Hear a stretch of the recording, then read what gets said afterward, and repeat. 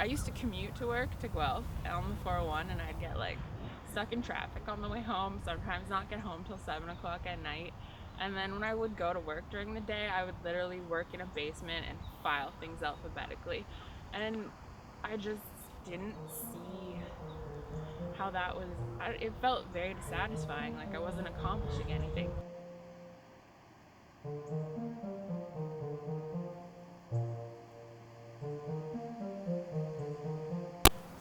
My name is Megan Thomas. I'm a farmer.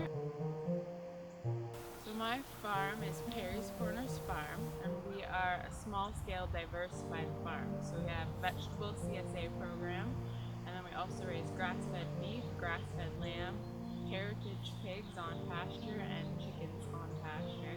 We also have free-range laying hens for eggs.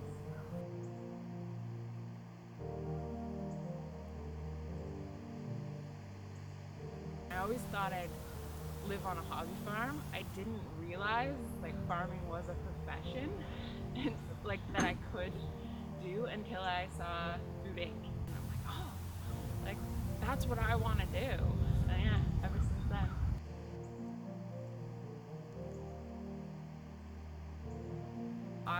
My garden got bigger and bigger every year, and I used to just like put a little sign at the end of the driveway that said garden tomatoes for sale and fresh eggs. I got such positive feedback from people that my stuff was so good that my parents really believed in me, and they actually helped me buy 58 acres just down the road. And that's when I officially like, okay, I can be a farmer now.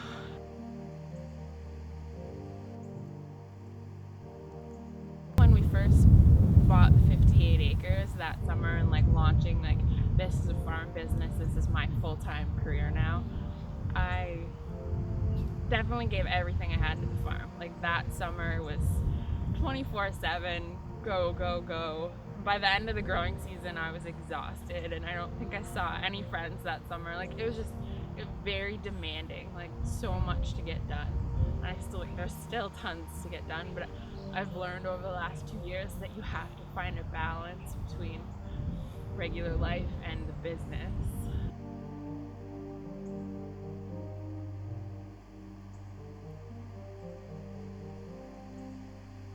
When you have your own business and you're your own boss, it's like the harder you work, the bigger the reward. If things don't get done, then it's your own fault and you can only blame yourself. So for me, it's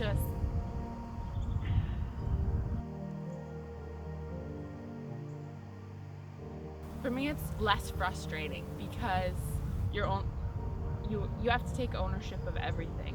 You don't go home at the end of the day and complain about your boss because you're the one that made the mistake or not.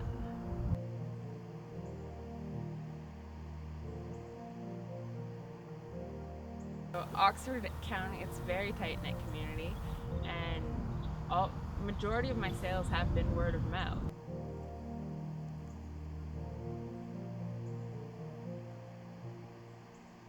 Most of my customers are people that are our neighbors. They're people that drive by my parents' house that saw my sign and just every year have decided, oh, this year we're gonna get half a cow, this year we're gonna get half a pig or buy a full lamb.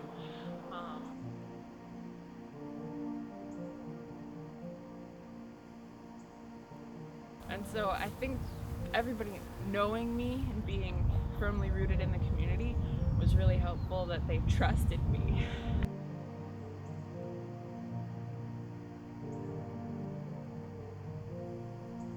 I think when I started the farm, I wanted to prove that eating good quality food and organic food isn't ridiculously expensive when you eat in season and when you eat locally. So for me, I save the cost of renting the expensive vendor stall in Toronto.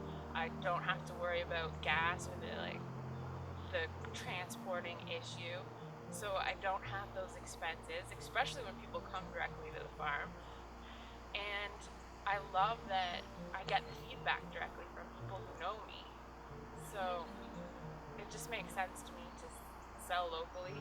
And now every day I get up, it's like, oh, I'm caring for animals. They depend on me, what I do makes them happy, and then to get positive feedback from customers. It's just like, oh, we love your bacon, it's so good, or your eggs they're so rich, and like the color is so different.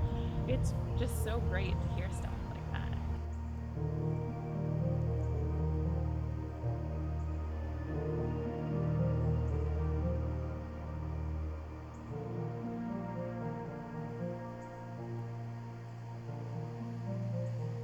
The world that we live in now, everything is so big already.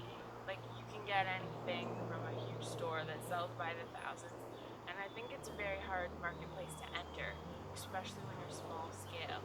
And so I think there are tons of young people like me that are passionate about something and have good ideas and good intentions, and they want to do good things for their communities, but they don't know how to start. They can't get in because there are so many rules and regulations, and there's just things have always been done that way, and it's hard to make that first step to change. So for me, the Young Entrepreneurs program was amazing. Not only just be there to encourage people, but kind of be that lifeline, like you have someone rooting for you.